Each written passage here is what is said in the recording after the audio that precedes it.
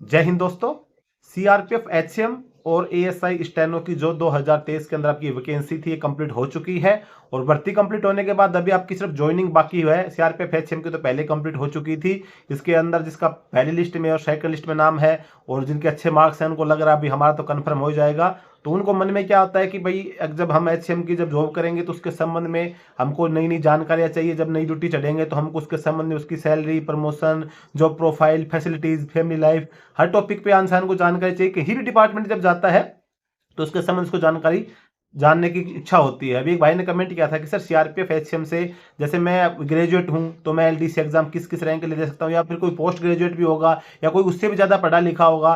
तो आज के वीडियो में हम यही बात करेंगे कि सीआरपीएफ एचसीएम से मतलब आप भर्ती होने के बाद में आपको क्या क्या स्कोप है एक डिपार्टमेंटली एग्जाम के थ्रू। बाकी सिविल से तो आपके पास स्कोप हमेशा खुले रहते हैं। जब सिविल से आप किसी भी एग्जाम की तैयारी आप कर सकते हैं अगर आपके अंदर एबिलिटी है तो। बाकी डिपार्टमेंटली एग्जाम की देखो अगर हम बात करें तो सीआरपीएफ एचसीएम एक मिनिस्ट्रियल जॉब है।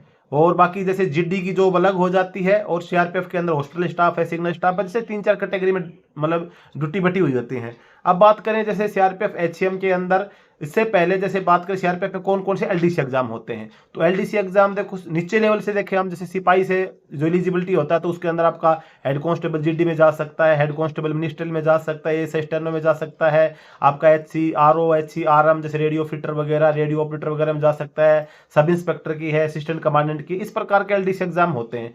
लेकिन जैसे मिनिस्ट्रियल डिपार्टमेंट के जो कार्मिक होंगे, जैसे आप एचएम से भर्ती हो रहे हैं तो जो जीडी के जो भी मतलब एलडीसी एग्जाम होंगे वो आप उसमें एलिजिबल नहीं होंगे, क्योंकि आपकी जो पोस्ट होती है वो एचसीएम की पोस्ट है और जो एक मिनिस्ट्रियल पोस्ट होगी आपकी ऑफिशियल जो हो गई। क्योंकि देखो जीडी की जो भी पोस्ट होती है ना, जीडी की जैसे सब इंस्पेक्टर जीडी की है, सब इंस्पेक्टर जीडी के एलडीसी एग्जाम में वही एलिजिबल होगा जिसने जीडी की ट्रेनिंग की होगी। एचसीएम इसीलिए एलिजिबल नहीं होता कि एचसीएम आपसे ग्रेजुएट है चाहे पोस्ट ग्रेजुएट है। हालांकि अभी तो सीआरपीएफ वर्तमान में 3-4 साल से आप देखेंगे तो एसआई की वैकेंसी नहीं आ रही है। लेकिन अगर वैकेंसी आती भी है तो उसके अंदर मिनिस्ट्रियल डिपार्टमेंट का जो जवान होगा वो एलिजिबल नहीं होगा। उसके अंदर सीआरपीएफ के अंदर जो कांस्टेबल जीडी है, हेड कांस्टेबल जीडी है, या सीआरपीएफ की कोई ऐसी ट्रेड है जो 1 साल की ट्रेनिंग करती है, जो जीडी की ट्रेनिंग करती है, उसके अंदर एलिजिबल हो जाती है। बात करते हैं एचएम की, तो एचएम के लिए एलडीसी एग्जाम आप वैसे देखेंगे तो आप कोई भी ऐसा एग्जाम लागू नहीं होता है छोड़कर एएसआईएम के लिए। आपका सीआरपीएफ एचसीएम से जो नेक्स्ट प्रमोशन होता है वो एएसआईएम के लिए होता है और एएसआईएम के लिए एक एलडीसी एग्जाम लगता है। अब एलडीसी एग्जाम की देखो, वैसे अगर आप एग्जाम देते हैं कोई भी, जैसे जीडी के जवान एग्जाम देते हैं हेड कांस्टेबल जीडी के लिए, मिनिस्ट्रियल के लिए, तो उनका क्या होता है कि जैसे उनका भाई एग्जाम हो गया, रनिंग हो गई, मेडिकल हो गया, सभी प्रोसेस करने के बाद में वो अगर वो फाइनल मेरिट में आ जाते हैं तो उनका सिलेक्शन हो जाता है और उनका प्रमोशन हो जाता है। लेकिन आप हेड कांस्टेबल मिनिस्ट्रियल से एएसआई मिनिस्ट्रियल में देते हैं तो इसके अंदर जैसे आपका डिपार्टमेंटली, जैसे आप हेड कांस्टेबल मिनिस्ट्रियल से एएसआईएम में इस बार मान के चलो कि 100 जो हेड कांस्टेबल मिनिस्ट्रियल को एएसआईएम बनाना है तो उसके लिए कुछ 20-25% कोटा ऐसा होगा जो एग्जाम दे के बनेंगे। बाकी को वैसे जिनकी में सर्विस ज्यादा हो जाती है उसके हिसाब से बनाया जाता है। अभी जब एग्जाम दे देंगे तो इसके अंदर सिर्फ आपका एग्जाम ही लागू होता है, बाकी प्रोसेस नहीं होती है। अभी एग्जाम में आप क्लियर होगी तो ये जरूरी नहीं कि आपने एग्जाम क्लियर कर दिया कि आपको प्रमोशन आ ही जाएगा। अब उसके अंदर भी फिर क्या होता है कि जो मेरिट में जो बंदे रहेंगे उन्हीं उन्हीं का सिलेक्शन होता है। भाई जान के 15 वैकेंसी तो 15 जो फर्स्ट वाले होंगे उनको नंबर पड़ जाएगा, सभी का नंबर नहीं पड़ता है। तो इसके अंदर अगर आप जल्दी प्रमोशन पाना चाहते हैं तो आप एएसआईएम की तैयारी कर सकते हैं। अगर आप किताबों से जुड़े रहेंगे, पढ़ाई लिखाई अच्छी से करते रहेंगे तो फिर आप एएसआईएम बन सकते हैं। उसके लिए थोड़ी सी मेहनत करनी पड़ेगी क्योंकि सभी मिनिस्ट्रियल डिपार्टमेंट के जवान रहेंगे और सभी मतलब एक अच्छे मतलब पढ़े लिखे, क्योंकि आप जब इतना सीरियल से कंपटीशन फाइट करके आए हैं फिर उन्हीं सभी के बीच में आपको काम करना, वही जानकारी उसको, वही जानकारी आपको, तो थोड़ा आपको एक्स्ट्रा तैयारी करनी पड़ेगी। आप एएसआईएम बन सकते हैं। इसके लिए आपको 3 चांस मिलते हैं।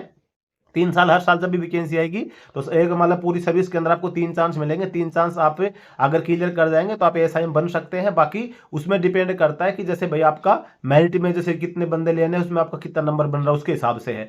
तो इसके अंदर आपको 3 चांस मिलेंगे। 3 चांस में अगर आप क्लियर कर जाए तो आप एएसआईएम बन सकते हैं। बाकी आपके लिए कोई ऑप्शन नहीं है डिपार्टमेंटल एग्जाम के लिए भी आप एलडीसी एग्जाम दे के असिस्टेंट कमांडर चले जाएं, एलडीसी एग्जाम दे के आप सब इंस्पेक्टर में चले जाएं, या फिर आप सब इंस्पेक्टर मिनिस्ट्रियल के लिए, इन सभी के लिए कोई एग्जाम लागू नहीं होता है। आपके लिए सिर्फ एक ही एग्जाम लागू होता है, वो होता है एएसआईएम के लिए। तो जहां तक मेरा विचार है ये मतलब टॉपिक पे शायद मैंने पहले भी वीडियो बनाया हो, मुझे ध्यान नहीं है, लेकिन जहां तक मुझे है कि मैंने इस टॉपिक पे पहले भी शायद वीडियो बनाया होगा। लेकिन अभी कल एक कमेंट आया था तो मैंने सोचा चलो उसके ऊपर एक नया वीडियो बना दिया जाए ताकि जिनका सिलेक्शन हुआ तो इस वीडियो के बारे में देख के इस वीडियो को उसके संबंध में थोड़ी जानकारी मिल जाए। तो एएसआईएम आपको बनने के लिए आप एक एलडीसी एग्जाम दे सकते हैं, बाकी किसी प्रकार का एलडीसी एग्जाम आपके लिए लागू नहीं होता है। बाकी अगर आपके अंदर भैया एबिलिटी है तो आप सिविल से कोई भी एग्जाम दे के एनओसी लेके फाइट करके आप इसको जय हिंद करके चले जा सकते हैं, कोई दिक्कत नहीं है। तो दोस्तों आज की वीडियो में बस यही जानकारी थी। जानकारी अगर आपको अच्छी लगी तो वीडियो को लाइक जरूर कर देना, चैनल पर पहली बार है सब्सक्राइब जरूर करना। जय